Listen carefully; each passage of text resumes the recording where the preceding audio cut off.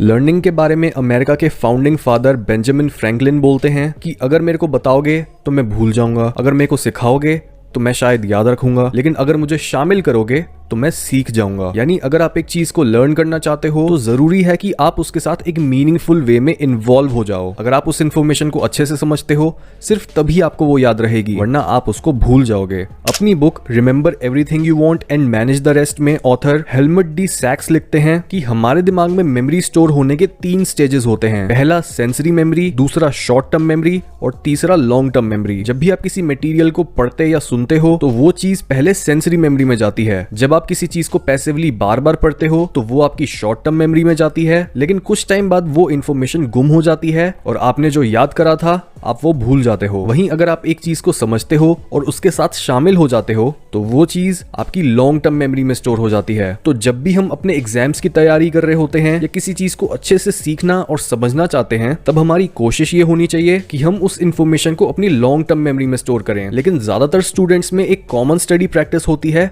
Material को passively read करना और किताबों में लिखी बातों को रटना, क्योंकि स्कूल्स में हमें इसी तरह से पढ़ना सिखाया होता है। हम अलग अलग टॉपिक्स को बार बार रीड करते हैं और ऐसा सोचते हैं कि बस इस तरह से पैसिवली और बिना एंगेजमेंट के पढ़ने से हमें सब याद हो जाएगा, लेकिन ये मेथड बिल्कुल भी इफेक्टिव नहीं होता और इसके 3 मेन रीजंस हैं। पहला है कि बार बार एक चीज को रीड करने में बहुत टाइम लगता है। सेकेंडली, जब भी आप बार बार कुछ रीड करते हो तो आपको ये झूठी फीलिंग आती है कि आपको वो चीजें याद हो गई हैं। और थर्डली, इस तरह से बस रीड करने से आपको कुछ भी लंबे समय तक याद नहीं रहता। नाउ क्वेश्चन ये आता है कि लॉन्ग टर्म मेमोरी में चीजों को कैसे स्टोर करा जा सकता है ताकि आप उन्हें भूलो ना। वेल, इसके 4 तरीके होते हैं। Number 1, remove distractions and concentrate on one thing. सबसे पहली चीज कि आपको कंसंट्रेशन के साथ मटेरियल को पढ़ना होगा और डिस्ट्रैक्शंस को हटाना होगा। भले ही वो इंटरनल डिस्ट्रैक्शंस हो, जैसे मन में आते थॉट्स और हर तरह के इमोशंस या फोन में आती नोटिफिकेशंस। जब भी आपका दिमाग इधर उधर जाए आप बस उसे वापस से खींचकर अपने स्टडी मटेरियल पर ले आओ। कई लोगों के लिए सबसे डिस्ट्रैक्टिंग चीज उनकी मल्टीटास्किंग की हैबिट होती है, पर असलियत में जैसे ही हम मल्टीटास्क करना शुरू करते हैं वैसे ही ना तो हम अपनी स्टडीज पर फोकस कर पाते हैं और ना ही कोई दूसरा काम इफेक्टिवली कर पाते हैं, चाहे वो काम मोबाइल को चेक करना या अपने आप को एंटरटेन करना ही क्यों ना हो। इसलिए ये डिसाइड कर लो कि आप जितनी देर भी पढ़ने बैठोगे तब आप सिर्फ एक चीज पर ही यानी अपनी पढ़ाई पर फोकस करोगे और कॉन्शियसली हर डिस्ट्रैक्शन को दूर रखने की कोशिश करोगे। नंबर 2,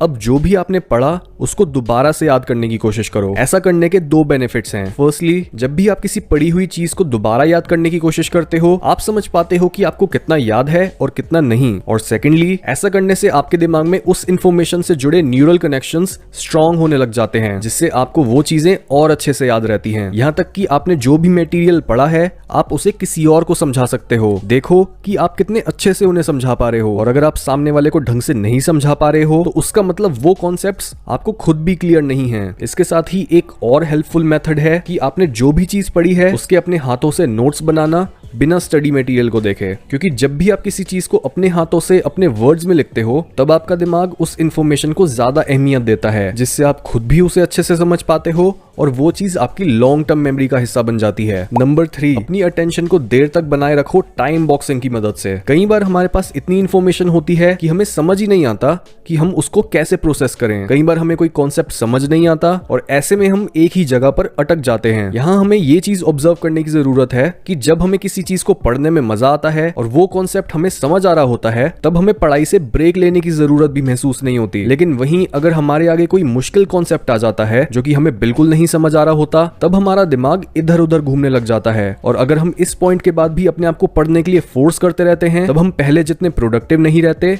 और अपना सारा मोमेंटम खो देते हैं। और तभी ऐसी सिचुएशन में हम टाइम बॉक्सिंग और छोटे छोटे ब्रेक्स को यूज करके अपनी प्रोडक्टिविटी को इंक्रीज कर सकते हैं। टाइम बॉक्सिंग का मतलब है कि जब भी आप एक मुश्किल मेंटल टास्क परफॉर्म कर रहे होते हो तब आप फिक्स्ड टाइम इंटरवल्स में ही काम करोगे। एग्जाम्पल के तौर पर, अगर एक इंसान ने टाइम बॉक्स बनाया कि वो सिर्फ 30 मिनट लगातार पढ़ेगा क्योंकि इसके बाद वो अपनी अटेंशन खो देता है, तो वो सिर्फ 30 मिनट ही अपनी प्रॉब्लम पर फोकस करेगा और उसके बाद 5 से 10 मिनट का ब्रेक लेगा। इसी तरह आप भी अपना टाइम बॉक्स अपने हिसाब से बना सकते हो। बारबरा ओकली अपनी book a mind for numbers में लिखती हैं कि जब भी हम एक मेंटल टास्क से ब्रेक लेते हैं तो ऐसे में हम डिफ्यूज मोड ऑफ थिंकिंग को एक्टिवेट करते हैं जो हमारे अंदर क्रिएटिविटी बढ़ाता है। और चाहे वो ब्रेक एक झपकी लेने के लिए हो गाने सुनने के लिए या कुछ खाने के लिए। उस ब्रेक के दौरान हमारा सबकॉन्शियस माइंड उसी चीज पर काम कर रहा होता है जिस पर हमने पहले फोकस करा था। Number 4, growth mindset. अपनी रिसर्च में साइकोलॉजिस्ट कैरल ड्वेक ने देखा जो लोग ऐसा सोचते हैं कि वो अपनी इंटेलेक्चुअल एबिलिटीज को बढ़ा सकते हैं,